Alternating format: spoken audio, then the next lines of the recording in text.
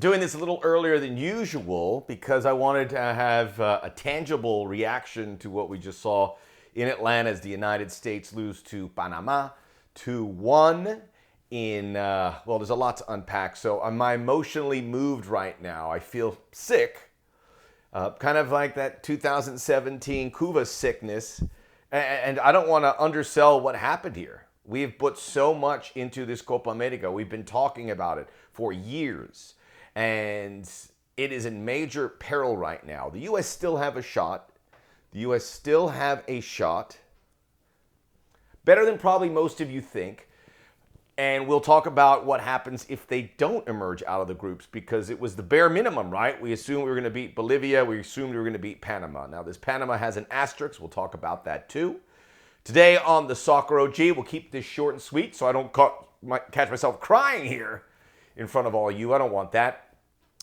Check out the Soccer OG podcast where all podcasts are available. There's a new one there with John Arnold.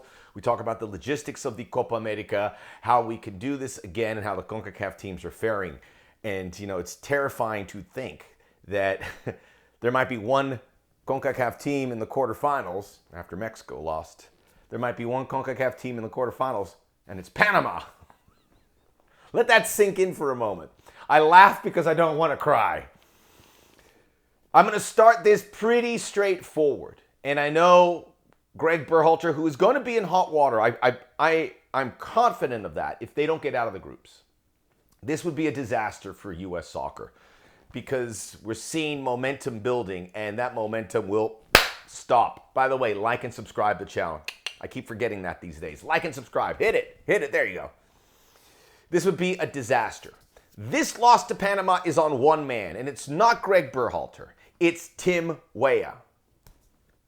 After what happened with Sergiño Dest in the game against Trinidad and Tobago, and whether the U.S. do well a man down or not, clearly they don't.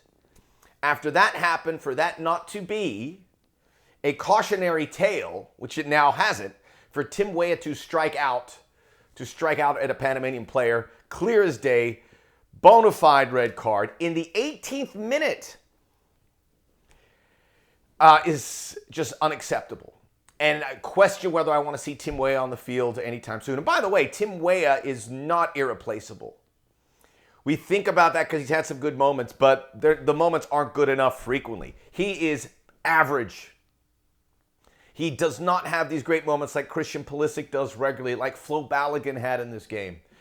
Promise showing. Like Gio Reyna, who is up and down, has those moments. We just don't see it from Tim Weah, so I'm not going to sit here and lock him in as a starter. This doesn't help. And it might be the final straw with regards to his coach. So he's let his coach down, he's let his country down, he's let his teammates down, and I don't want to lump on him because he's got such a clean record with all of this, which makes this even more puzzling. But this was cataclysmic. When that happened in the 18th minute, we were all full of confidence. But when that happened in the 18th minute, dread sunk in. Whether you thought the U.S. could win this game with 10 men, I know for a fact you felt that dread kick in. Panama played a physical game. And Ivan Barton, the El Salvadoran referee, didn't have a great match in my estimation, but we'll break down. But Panama came out and said, we're going to be physical, and they were allowed to get that physical nature. Matt Turner taken out here. Now, I don't think that is a card, certainly not a red card, for the Panamanian player. Sorry, I didn't take tabs. His name escapes me.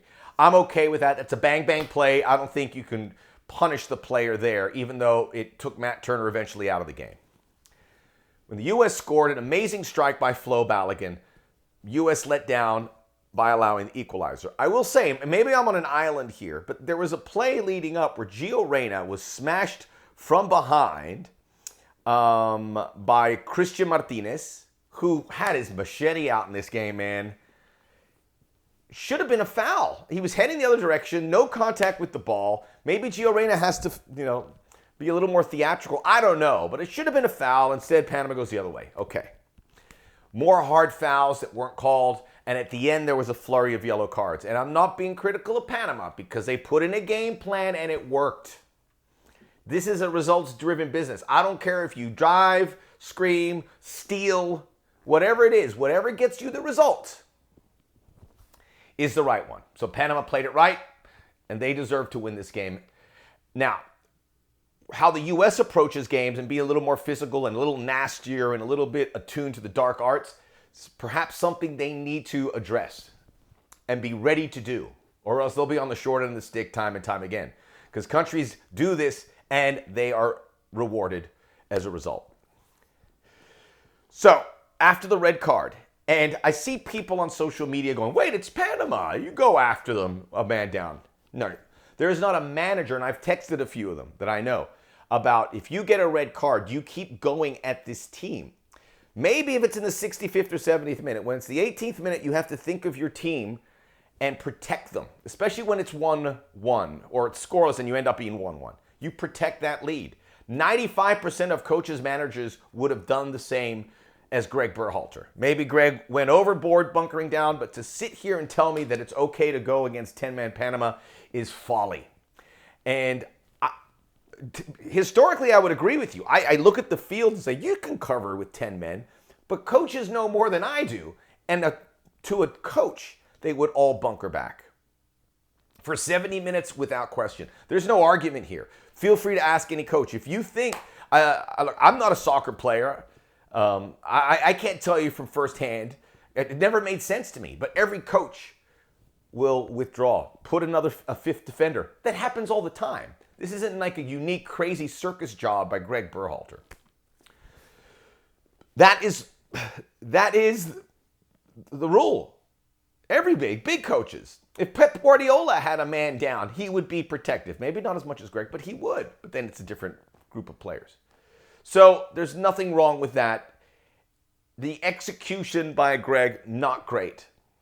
And obviously you have to replace Matt Turner. Ethan Horvath looked like a deer in headlights. Very disappointing. Cameron Carter-Vickers. I don't know why Miles Robinson's been leapfrogged by so many guys. Maybe he did something wrong. But I would start him ahead of Cameron Carter-Vickers and quite frankly ahead of Chris Richards at this point. Anything's better than what we're seeing here. Chris Richards has been shaky. Tim Ream has been shaky, but at least he can pass the ball. Cameron Carter-Vickers was in for 20 minutes and was in on almost 2 penalty decisions. I don't want to see him on the field anymore. And this was after a horror show against Colombia. We can't afford it. You've used your chances. Strike 2, you're out. We got to figure out about this team. Who wants to be there?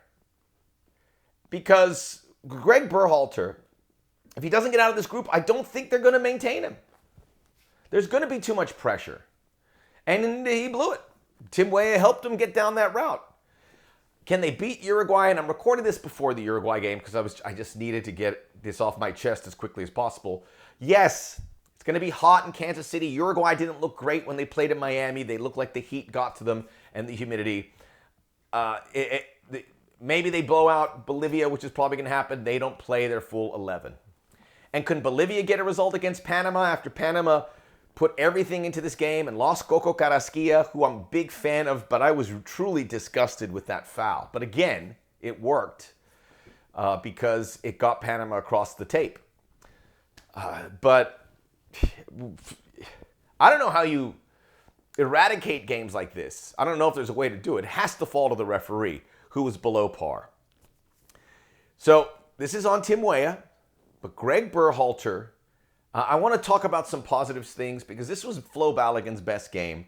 And I think it would be insincere if I did because it's such a miserable day for American soccer. Monday, they're back against Uruguay.